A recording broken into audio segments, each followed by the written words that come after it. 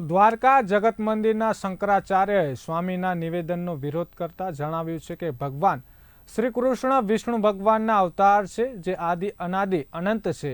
દ્વારકામાં ભગવાન દ્વારકાધીશ કૃષ્ણ મંદિરનું નિર્માણ ભગવાન દ્વારકાધીશના પુત્ર અનિરુદ્ધે કર્યું હતું. સ્વામિનારાયણ સંપ્રદાય દ્વારા ભગવાન શ્રી કૃષ્ણ વિશે ખોટી માહિતી ફેલાવવામાં આવી રહી છે. આ વિવાદિત નિવેદન અને પુસ્તક તાત્કાલિક પાછું ખેંચવું જોઈએ.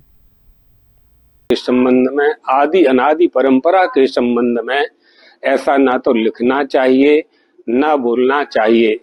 सनातन धर्म संस्थान, सनातन धर्म परिषद और शंकराचार्य मठ हम लोग इस बात को बिल्कुल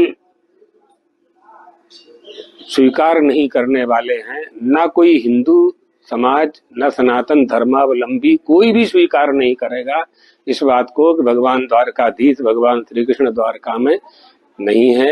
ये वक्तव्य और ये पत्रावली, ये पुस्तक उन्हें वापस लेनी चाहिए.